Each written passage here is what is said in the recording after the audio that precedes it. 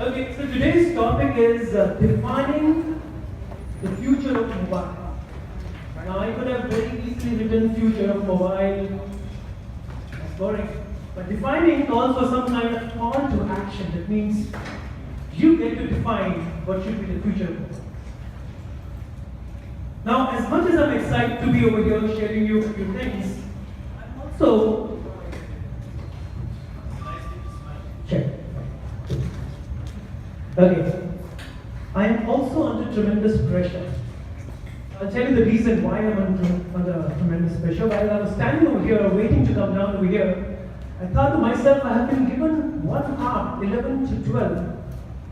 And this 1 hour is the cost to company. Previous ASK sessions also had some of the Kahoot sessions through which I come from. There are more than 60 people here, almost around 80. Everybody is investing 1 hour here. So this 1 hour is very special. And this can only be special if this content that I'm about to deliver is worthy enough. Like how we charge our clients per hour basis. Now this 1 hour has some cost attached to it. To be on an average, if we just take 1,000 rupees per hour, 80 people over here, this session is going to cost to the company almost around 80,000 rupees. This puts pressure on me. Will I be able to deliver content which is worthy of 80,000? By the end of the session, we'll find out. Now, this can only happen if you pay attention. Moving on, it says defining the future of mobile. We are not going to be talking about what are the new models going to come in. We're not going to be talking about what are the fantastic apps which are going to come. Probably more than that.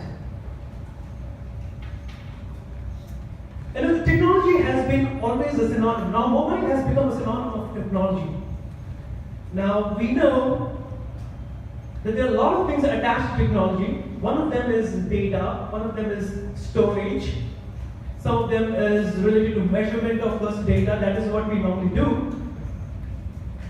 But this data, now, in order to understand what is going to be the future, it is good to bring into perspective what has been the past, what's the present, and speculating on what the future could be.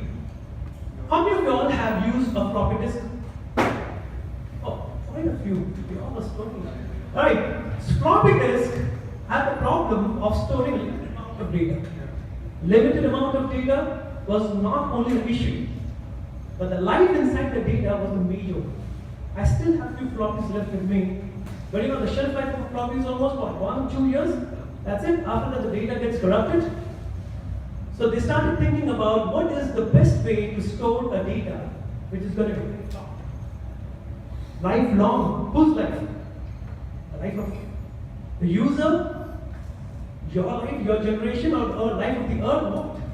So they came out with something called as a sliver quartz coin. It is a transparent coin on which the amount of data which is stored is around 360 TB. A sliver quartz, 360 TB, the storage capacity. But if that was not enough, they said the life of this particular data can be retained for 300 million years.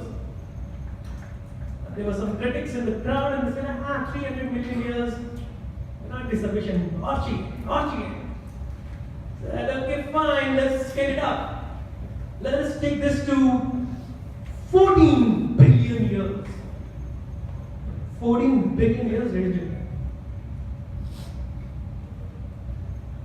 The memory that lasts in the new quartz coin can store 360 TB of data, which can last for 14 billion years.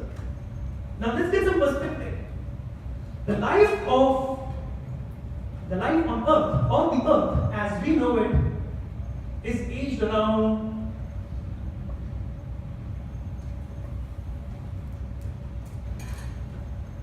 4.534 billion years. Yeah? That's how old the Earth is. And the universe is around 13.82 billion years. But this data of yours can be stored for 14 billion years to go. I think that is sorted. Okay, so I think that has been covered. Similarly, there was another invention which has happened sometime back in in an institute called Georgia Technological Institute, which is run by one Indian professor, Ashok Goyal. And he had been facing this issue of new students coming and asking the same questions over and over again.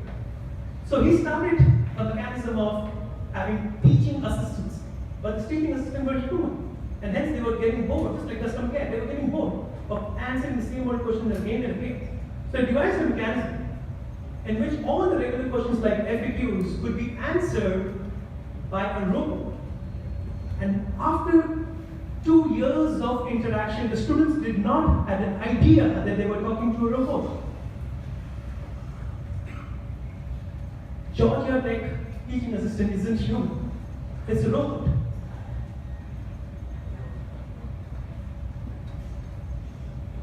They have named her Jill. The mechanism that they used to make her intelligent was 40,000 questions. Postings from the discussion from Piazza, that is one of the discussion board, they fed this information and flawlessly Jill could answer all the questions. Now this is the technology that we are getting into.